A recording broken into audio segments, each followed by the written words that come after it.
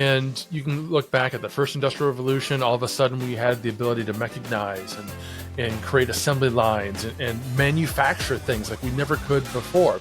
And that allowed us to just leapfrog over the course of decades, by the way. This wasn't a quick revolution. It took a long time, the first one, even the second and third one spanned a long amount of time. But that first revolution in particular allowed us to leapfrog into so many new advancements that empowered new medicines, new scientific discoveries, certainly new ways to work. And at the same time, it did eliminate jobs that people had depended on for their livelihoods at that time, but were simply no longer necessary.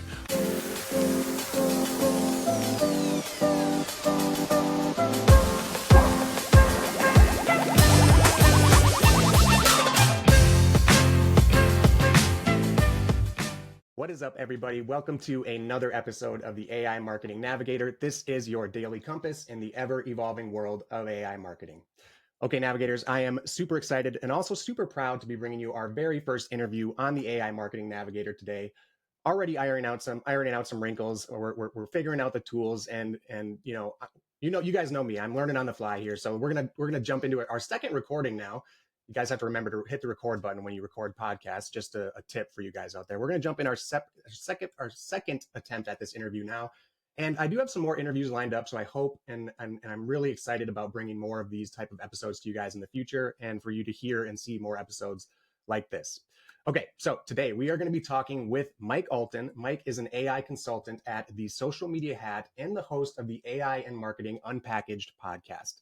Mike brings over a decade of digital marketing experience to our conversation and is the chief storyteller at AgoraPulse, where he helps businesses navigate the AI revolution with practical, hands-on strategies.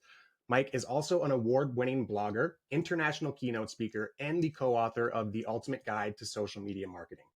When he's not consulting or creating content, he's hosting 5 active podcasts. You heard that right, 5 active podcasts where he's sharing his insights on AI implementation and helping marketers understand how to thrive in this rapidly evolving landscape.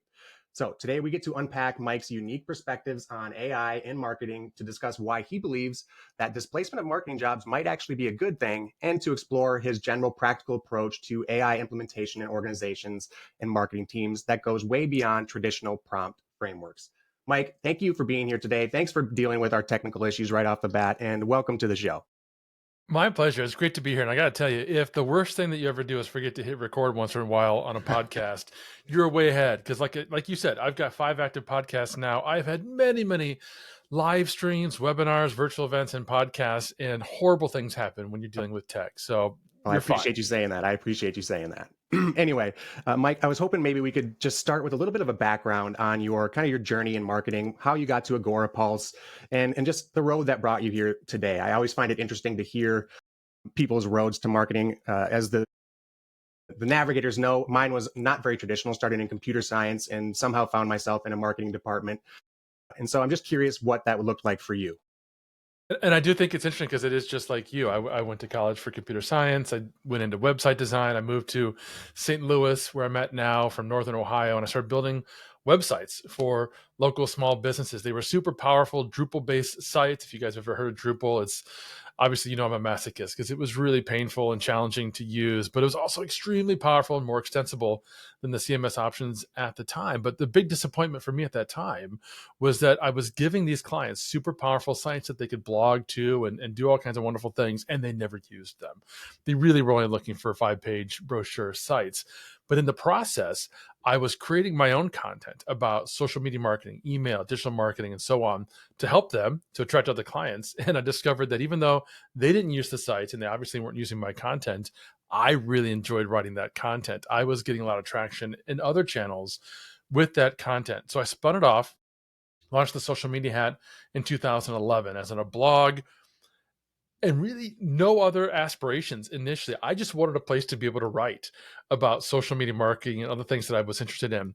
And then over time, added consulting, added courses, added books and ebooks and other kinds of revenue generating opportunities. But it was never with the idea that I was going to do a certain thing Hmm. with that project, which meant it often was a side hustle for me. I was a full-time CMO for a number of years in the mid 2010s. Then I joined Agorapulse around 2017, 2018 is when I officially started to manage their influencer program, and then eventually all brand partnerships and events and customer relations and so on. So I've had an expanding role there, but I've always had that full-time gig alongside a part-time one, a side hustle, where I've used that as a platform to explore different aspects of online marketing that were very timely and germane to the moment. So an example was 10 years ago, I was teaching people how to use Google Plus. Hmm. Some of you probably haven't heard of Google Plus, but that was one of the biggest social networks 10 years ago. Obviously, it was spawned by Google. They had 500 million users when they shut it down in, I don't know, 2015, 2016. They weren't able to monetize it and turn it into an actual good business area. But it was a great social network for those of us who were there and using it. Fast forward a few years to the pandemic. I'd had a lot of experience pre-pandemic running virtual events. So in 2020, when all in-person events shut down, I started helping businesses and organizations go online with their virtual events. Again, this is just a side hustle then to Agorapulse, where I was continuing to work full time. So fast forward to late 2020, 23. I was not heavily into AI yet. I'd explored some tools. I'd used Jasper, which was previously Conversion, which was before that Jarvis. They had to change their name. Now they're Jasper. I'd used a couple other tools and was never really thrilled with the results that I was getting. But then, of course, ChatGPT came out and changed everything. And late in 2023, I was listening to Paul Reitzer from the Marketing AI Institute, and he was talking about the need for marketers to understand how AI is impacting their roles and how much they needed to begin to adapt and adopt AI in order to sustain their roles in the future. And he phrased it much better than I just did, because it really stuck with me. I mean, it really like impacted me. I had to stop what I was doing and think hard, not only about what he just said, but how that was going to impact me personally, the work that I was doing over a year ago, how AI might supplant or replace or maybe just augment what I was doing. But I was also concerned for my friends. I've spent the last 10 plus years in this digital marketing space, building really, really strong relationships and friendships with so many digital marketers and colleagues around the world. And I knew many of them were not paying any attention to AI, and they were not thinking about how they needed to change the way they were going about doing their day-to-day professional jobs and have AI come alongside and support them. Because what Paul said, and it's been reset a couple different ways, is that in the future, it's not that you're necessarily going to be replaced by AI. It's that you're going to be replaced with a marketer who knows Mm-hmm. AI. Yep. If you don't, you're going to be left behind. So in the spring of 2024, that really gelled into me, this mission was to go out and help marketers and by extension small businesses understand AI and implement it. I launched the podcast AI Marketing Unpacked, as you mentioned, in May. I've now interviewed over 60 experts in artificial intelligence, both in marketing and just enterprise and small business, mid-market, all over the place, right? Having incredible conversations about how AI is truly revolutionizing our society. And I'm going to stop in a moment, but I want to stress the word revolutionizing. I don't say that as hype. I say that as an historian who looks back at the three previous industrial revolutions we've had as a society, and I can recognize that we are currently in the fourth industrial revolution. There is an absolute change happening in every aspect of our society as a result of the advent of AI, and we need to be ready for it. I could not agree more as far as this revolution that we're a part of. And we talk about it every day on my show, how this is more than just the internet in the 1990s, which was already such an incredible technological revolution. But find I see this penetrating so much deeper into society, and especially in a long term frame, in a long term mindset. But I want to dive a little bit deeper into that. Can you walk us through your perspective a little bit more on how this kind of connects to previous industrial revolutions? And on that note, you've kind of had an interesting take in the past about marketers losing their jobs being a good thing, and we mentioned that in the intro. And so maybe you could tie that into how this revolution is going to be a good thing for marketers. Yeah, so in the past, these industrial revolutions are when there's been a massive leap forward in technology. And as a result of that massive leap forward in technology, changes happened in specific industries, and those rippled into other aspects of society, education, government, healthcare. And you can look back at the first industrial revolution. All of a sudden, we had the ability to mechanize and create assembly lines and manufacture things like we never could before. And that allowed us to just leapfrog over the course of decades, by the way. This wasn't a quick revolution. It took a long time, the first one, even the second and third one spanned a long amount of time.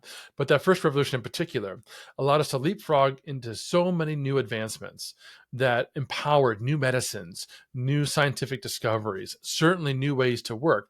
And at the same time, it did eliminate jobs that people had depended on for their livelihoods at that time, but were simply no longer necessary.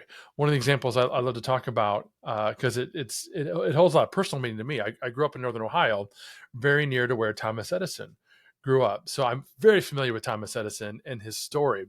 So the invention of the light bulb is near and dear to me.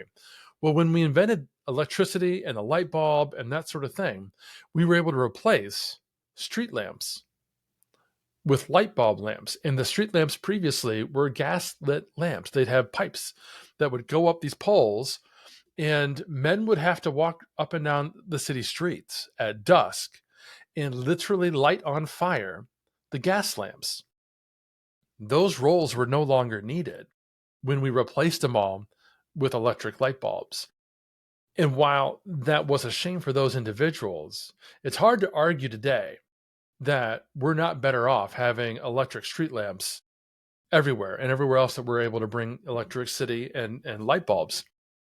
So that's one of the reasons why we want to look at an industrial revolution and the impact that it has on jobs as a net gain for society. Yes, individuals may be negatively impacted, and we would want to do as a society everything we can to pivot those individuals into new roles, upskill them, train them, whatever we need to do to make sure that we're taking care of those individuals. But in the end, we don't want to keep those jobs for the sake of the job. And that's not new. That's been an ongoing problem. We don't want to get into politics, but if you look at unions and that sort of thing, a lot of the arguments that they've made over the past 50 years has been to keep jobs simply for the sake of the job and not looking into the eye of how are we advancing technologically, how are we advancing as society. But here's the other really interesting thing. If we start to eliminate jobs, that actually solves some of the other underlying problems we have as a society. One of which is the fact that here, at least in the United States, we have an incredibly large aging population. And people who study such things understand that in a couple decades, actually, I'm sorry, in a decade or less, we will be faced with an issue where there are no longer enough workers to fill all the roles that we have as a society, because the generation that's about to retire will now have retired, and that will have left the workforce, and we're having fewer children as a society. Japan went through this. Mm-hmm. Japan went through this a couple decades ago, and they were able to advance their society technologically to the point where they didn't need as many workers. They didn't need as many jobs to be filled. And so they addressed that. We have not talked about this here in the United States, and we have not addressed it. So AI may actually solve that problem for us. If we reduce the total number of jobs that we need as a society to keep on pace with the number of people who are retiring and leaving the workforce, who aren't being replaced by new workers, children who are graduating out of college and so on, that will resolve that issue. And the final issue that we have as a society is simply one where we're just working Mm-hmm. nonstop. Mm-hmm. I mean, those of you listening to me right now, Think about the last time you took a day to just sit and think about what you could be accomplishing in your role, in your life, maybe next month, maybe next quarter, maybe the next 5 or 10 years. Most of us simply don't have that kind of time. Most of us are punching in, we're running the rat race, getting as much done as we can in a day, and we're punching out at the end of the day. We go home, or maybe go downstairs if you work from home like me. You make dinner, you play with the kids for an hour or two, you go to bed, and then you wake up the next day to do the same thing. One of the really beautiful things about AI is, as we all know, it streamlines a lot of things. It brings us to be a lot more productive than we ever were before. So it's saving us time. And one of the big questions a lot of us are asking today is, well, if it's saving me so much time, what am I going to do with that time? The easy answer for Americans is, well, I'll just work more. I will just produce more with the extra time that I have each week. Well, what if we didn't? Right. What if instead of continuing to work 40, 50, 60 hours every week, what if we only worked 30 to 35 hours a week? What if we spent that extra time either just living, having relationships and friendships and being with our children, our families? Or what if we devoted that extra time to thinking strategically or creatively about what else we might do? I mean, one of the real core issues is we don't know what we would do with that much extra time because we've never had the time to think about what we would do with that much extra time. That's a bit of the paradox there. So that's why I'm actually quite excited and relieved to the idea that AI will come in through, impacting all these different industries that we're working in, allowing us to create new tools, new systems, new processes that will take up a lot of the manual tasks that we're already doing and simply free us to not have to work so much. Absolutely. And I know so much of what you said resonates with me, and I know resonates with the audience. And as you said, we're not looking to get into politics. And I often say on the AI Marketing Navigator that we're getting into some philosophical questions about AI that we don't want to dive into. But this is the truly fascinating stuff. I mean, I'm often so hyped on AI, and I'm such an AI optimist that within my family and friends, I'm talking about this fascinating future. And you speak about, the displacement, and of course that's one of the primary concerns. And the examples of the industrial revolutions are my usual response to that too. It's like there's going to be pain, there's going to be an adjustment pain, and we can't forget that in our excitement and in our, I'm glad to hear you also discuss that as a society we need to help with the displacement and the reskilling, and we can't just ignore it and say, well, it's just a side effect of the advancement. And maybe that means the AI future that we envision has to delay a little bit longer, and I think that's a cost of what it takes to take care of our workers and our people who are in fact going to be affected by this. So anyway, so much to unpack there that I know that we agree with on the AI Marketing Navigator.